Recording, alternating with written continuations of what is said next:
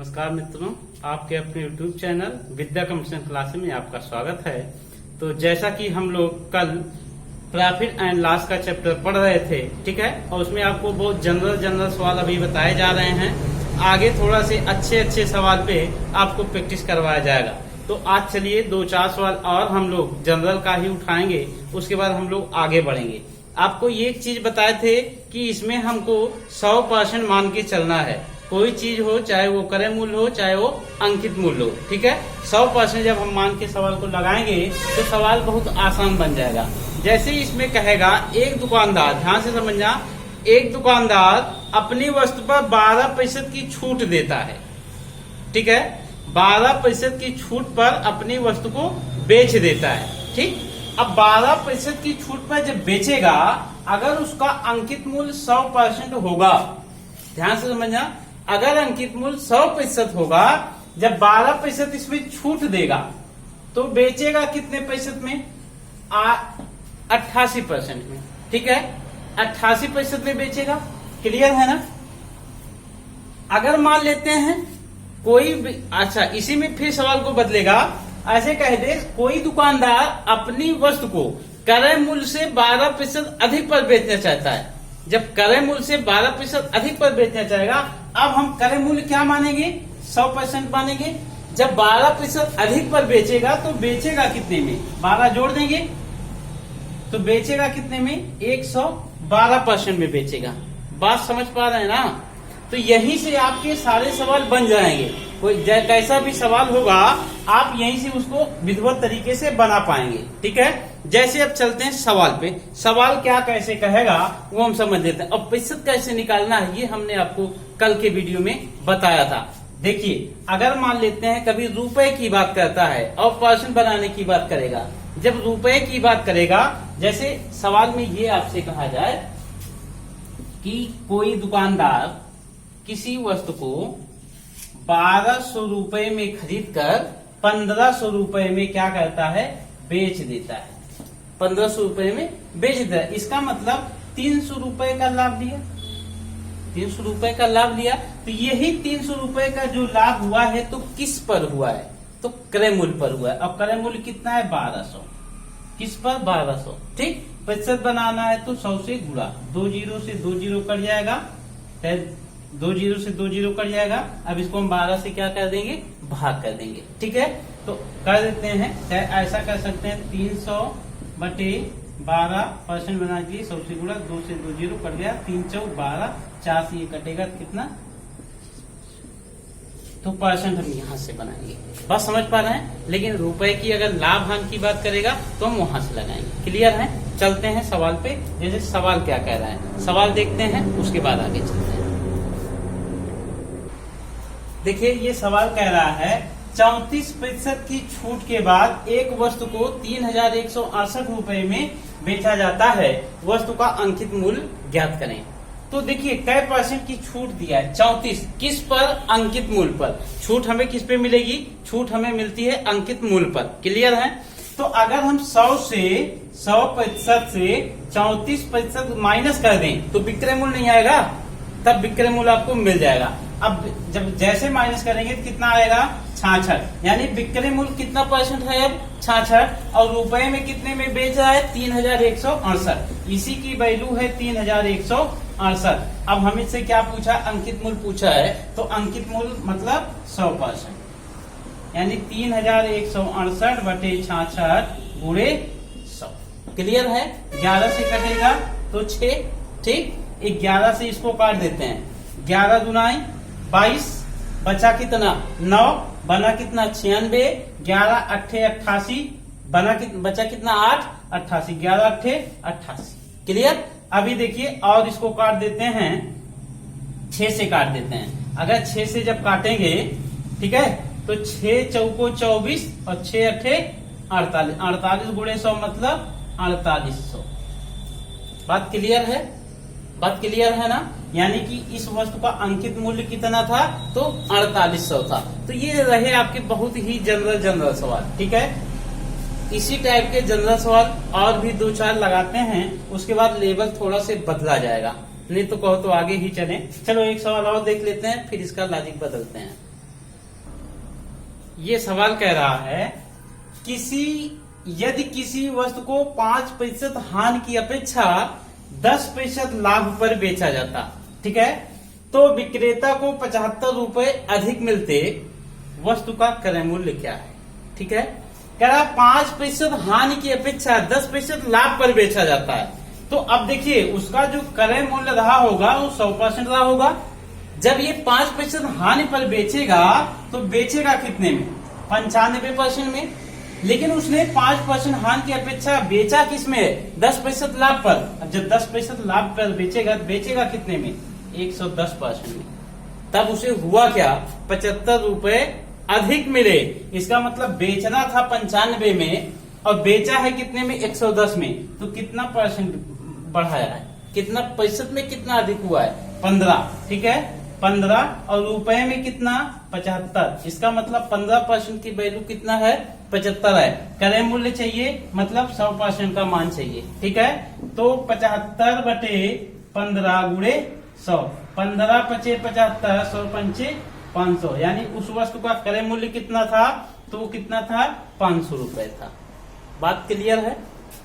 बात समझ पा रहे हैं ना? अब देखिए सवाल को बदलेगा थोड़ा से, कैसे बदलेगा वो भी देख लेते हैं।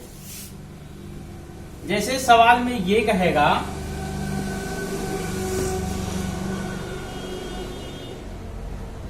समझ लेते हैं सवाल को, उसके बाद आगे चलते हैं।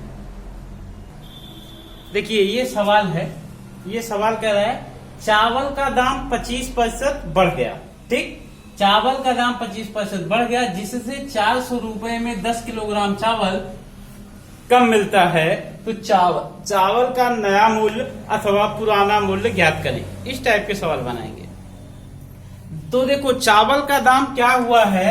25% बढ़ गया है। तो आप एक चीज समझ लीजिए, जब किसी भी वस्तु की कीमत बढ़ जाती है तो उतने ही पैसे में वस्तु कम मिलती है। बात क्लियर है? जब दाम अधिक होगा तो उतने ही पैसे में हमको वस्तु कम मिलेगी और जब दाम कम होगा तो उतने ही पैसे में वस्तु ज्यादा मिलेगी। इसका मतलब यह है जब 25% चावल का दाम बढ़ा है इसलिए तो 10 किलोग्राम चावल कम मिल रहा है, तभी तो 10 किलो चावल कम मिला। अगर यहाँ पे दाम कम हुआ होता तो यहाँ पे चावल क्या होता? अधिक मिलता। बात समझे?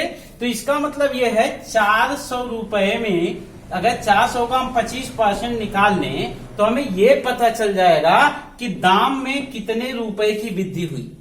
ठीक, अगर 2 जीरो से 2 जीरो कट गया तो 25 चौका 100। इसका मतलब इसी 100 रुपए का अंतर आया है, तभी तो चावल 10 किलो कम मिला है, कम मिला है। मतलब क्लियर हुआ ना? यानी कि इसी 100 रुपए में क्या मिलता है? 10 किलोग्राम चावल मिलता है। यानी कि 10 किलोग्राम चावल मिलता है 100 रुपए में। तो 1 किलोग्राम चावल मिलेगा 100 भागे 10 रुपए में। 0 0 कट गया, 10 रुपया। बात समझ में आया? तो ध्यान रहे ये जो निकल के आएगा 10 रुपया, ये आपका नया मूल्य होगा कि पुराना? तो ये ध्यान रहे ये कैसा मूल्य होगा? ये नया मूल्य होगा, दाम बढ़ने के बाद का मूल्य होगा। क्लियर? तो पुराना मूल्य क्या है? पुराना मूल्य क्या है? इसका मतलब ये है जब ये दाम बढ़ गया तब इतने में मिल रहा है ना नया मूल्य। अब देखिए अगर हमको पुराना मूल्य निकालना है तो 25% दाम बढ़ गया ना, दाम बढ़ने के बाद इतने में हुआ है। क्लियर है ना? यानी कि ये क्या परसेंट की वैल्यू है? 125। 125% की वैल्यू कितना है? 10। तो हमको क्या चाहिए? 100% का मान, यानी 10 बटे 125 गुणे 100। 25 चौको 100, 25 पंचे 5 दूनी 10, 4 दूनी 8। ये कैसा है? पुराना। बात समझ पा रहे हैं? 25% दाम बढ़ा तो चावल का रेट कितना हो गया? 10 रुपया हो गया। यानी जब नहीं बढ़ा था पहले कितना था? तो 8 रुपया था। बात क्लियर है ना? बात क्लियर है ना? इसी टाइप के और भी सवाल देखते हैं। जैसे सवाल क्या कह रहा है? ये कह रहा है कि मैदा 10% महंगा हो गया जिससे 440 रुपए में 2 किलोग्राम मैदा कम मिलता है। मैदा का पुराना भाव क्या होगा? तो हमें कुछ नहीं देखना है, 10% महंगा हुआ है ना, तो रुपए में कितना महंगा। अगर हम 440 का 10% निकाल लें तो हमको पता चल जाएगा कि 2 किलो मैदा कम मिल रहा है। 10% जब महंगा हुआ तभी तो 2 किलो मैदा कम मिला, तो 2 किलो मैदे का हम रेट यहां से निकाल लेते हैं। तो 2 जीरो नीचे 2 जीरो ऊपर कट गया, इसका मतलब 2 किलोग्राम मैदा हमको मिलता है कितने में, 44 रुपए में। तो 1 किलोग्राम कितने में मिलेगा, 22 रुपए में। ये आ गया क्या, नया मूल्य। क्या आया, नया मूल्य। ये ध्यान रहे ना। लेकिन हमसे पूछा क्या है, पुराना भाव पूछा है, तो ये नया मूल्य 22 रुपया आया, लेकिन ये कब, 10% महंगा होने के बाद।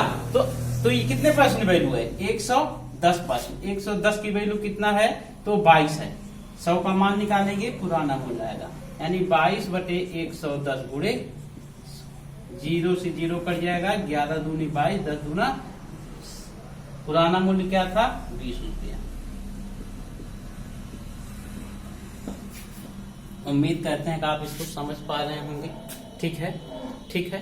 अब चलते हैं, नहीं तो अच्छा, इसी में अगर कम की बात करेगा तो कुछ नहीं, जितना यहाँ से उसका निकाल लेंगे परसेंट ना, तो वो आगे देखिए, जब दाम बढ़ेगा तो वस्तु कम मिलेगी, जब दाम कम होगा तो वस्तु ज्यादा मिलेगी। चलिए एक सवाल देख लेते हैं, कमी वाला।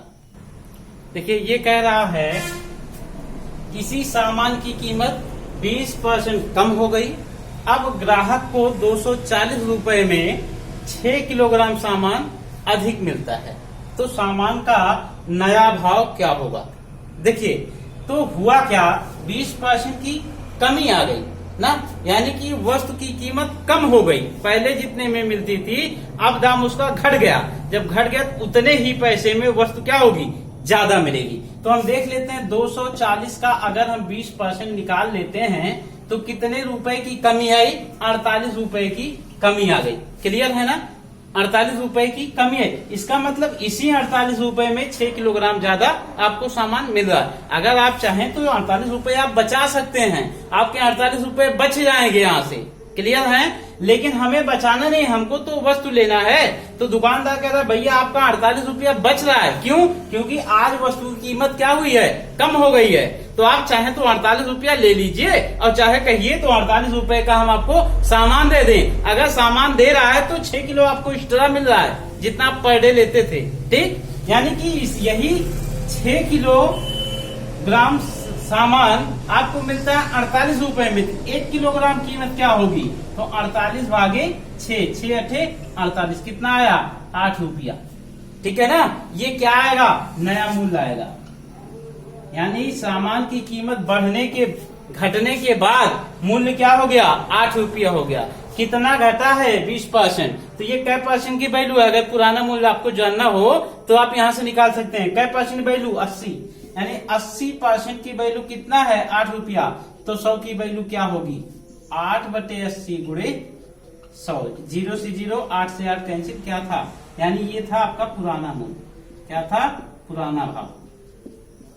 पहले सामान कितने में मिलता था, 10 रुपए में, कम होने के बाद कितने में मिल रहा है, तो 8 रुपए में। बात क्लियर है, सवाल को चेंज किया जाए। चलिए सवाल चेंज करते हैं। कह रहा है, ध्यान से समझना इस सवाल को, बड़ा अच्छा सवाल है। एक दुकानदार अपना सामान 20% लाभ पर बेचता है। ठीक है, अगर उसका देखिए, एक तो है क्रय मूल्य और यहाँ पे है, ध्यान से समझ लो बात को। कह रहा है एक दुकानदार अपना सामान 20% लाभ पर बेचता है, अगर उसका क्रय मूल्य होगा 100%। ठीक है, तो विक्रय मूल्य कितना होगा, 20% लाभ पर, तो 20% लाभ पर बेच रहा है तो विक्रय मूल्य कितना बनेगा, 120%। कोई दिक्कत नहीं।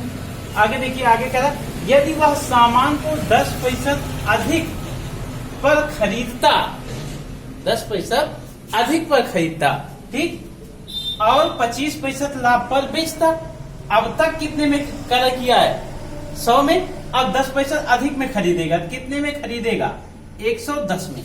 आगे कह रहा है 25% लाभ पर बेचता, तो 25% जो लाभ पर बेचेगा, क्रय मूल्य का ही तो 25% लाभ लेगा। अब देखिए, अगर 100 क्रय मूल्य था तो 25% लाभ होता तो 125 हो जाता, लेकिन अब क्रय मूल्य कितना है 110, इसका 25% आपको क्या होगा निकालना होगा। क्लियर, 0 से 0 कट जाएगा, 5 दूनी 10, 25। ठीक है, अब देखते हैं 11 पचे 55 भागे 2 तो कितना आएगा 27.5। ये तो आएगा, ये आएगा। देख लीजिए अब क्या करेगा, 25% जब 110 से 25% लाभ लेगा तो 27 रुपए 50 पैसे का लाभ होगा। जब इसमें हम 27 रुपए 50 पैसे जोड़ेंगे ये हो जाएगा कितना 137.5। क्लियर है ना, क्लियर है। आगे क्या रहा है 25% लाभ पर बेचता तो उसे 14 रुपए अधिक मिलते। पहले जितना मिलते थे उससे 14 रुपए अधिक मिलेगा। कितना 14 रुपए अधिक मिलते।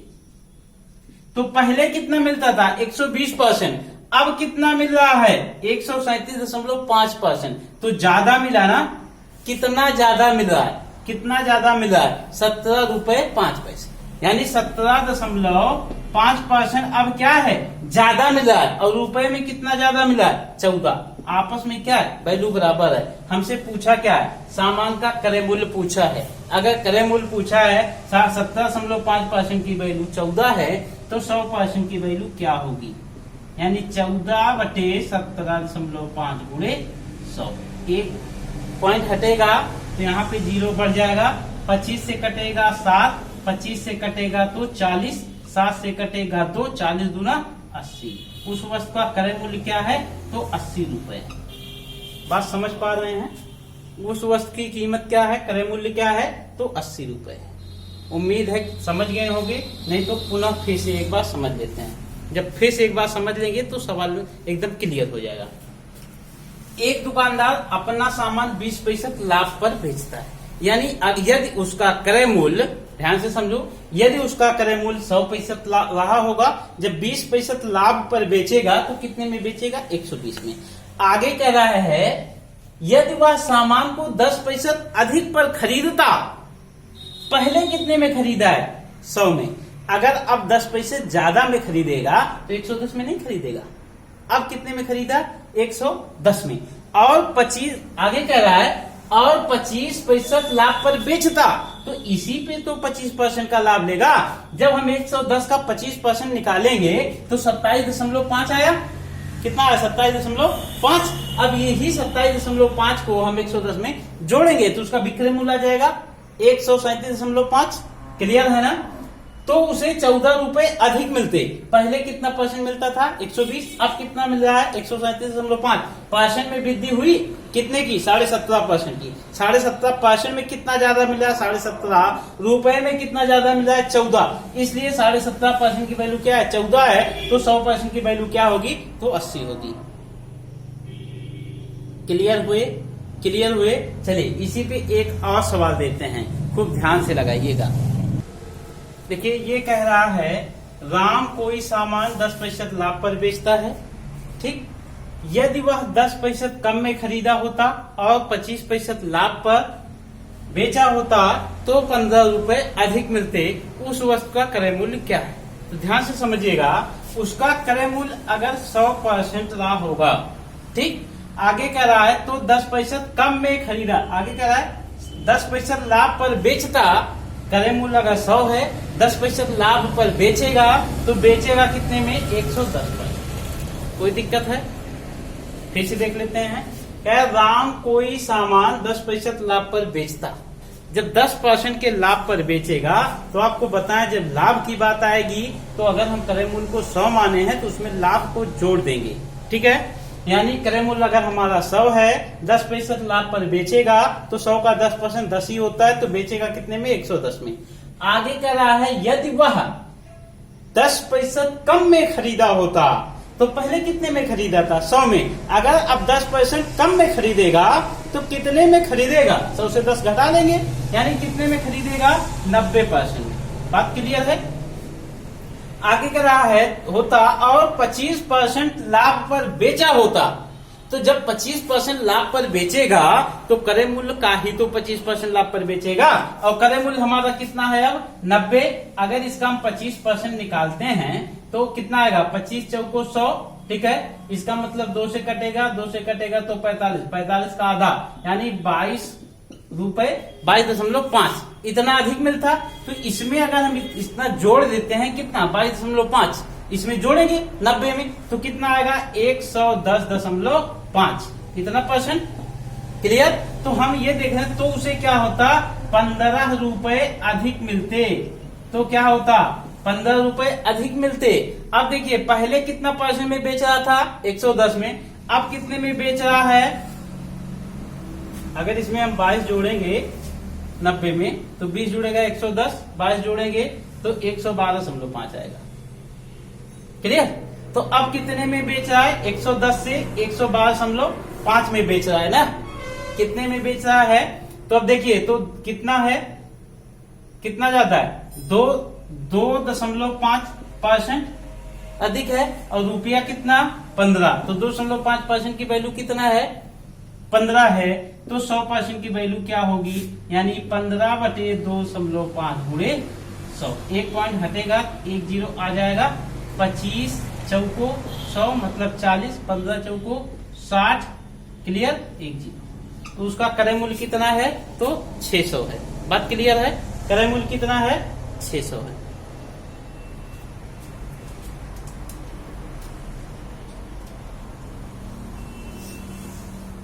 उम्मीद करते हैं कि ये आपको समझ में आया होगा। जहां पे दिक्कत होगी आप कमेंट करके जरूर बताइएगा कि हमको सर यहाँ पे दिक्कत है। जहां दिक्कत होगी पुनः फिर से बताएंगे और आप लोग पेशेंस रखिए।